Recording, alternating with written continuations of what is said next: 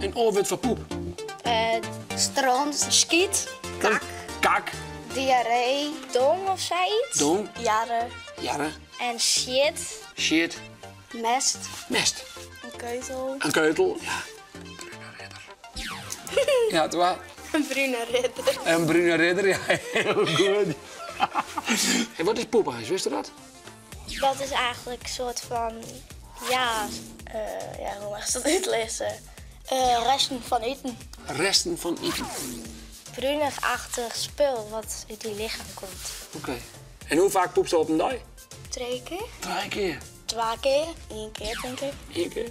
Ja, ik denk het wel. Ja, ik kijk ongeveer 1 keer. En een kool, dus dat? 4? 5 keer.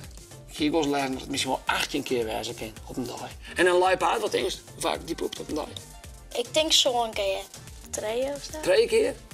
Ja. Ik ga hier dat een luipaard 1 keer in de mannen poept. Ja. Of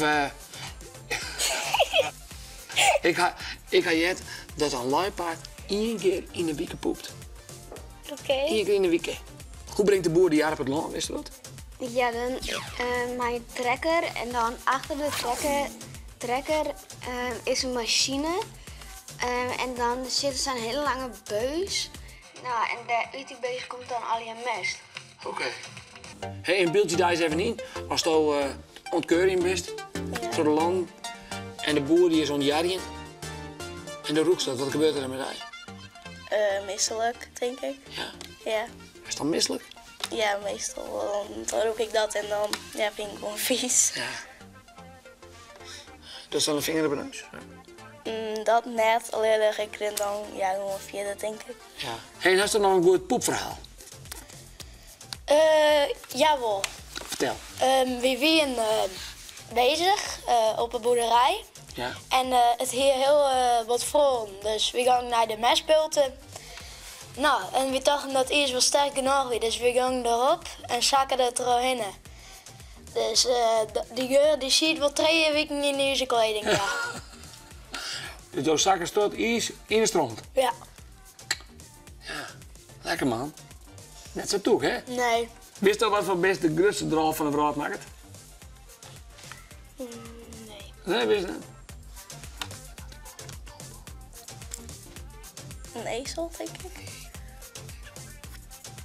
Denk even na. Wat voor best nou de grootste draal van de vrachtmarkt? De olifant. Olifant. In één keer goed. Hoe komt het dat die boer de stront op het land gooit? Dat was toch weten. Waarom? Ja, waarom doet hij dat? Zodat het gas sneller en beter groeit. Want volgens mij is het als planten, dan die krijgen dan mest. En daarvan groeien ze wat sneller.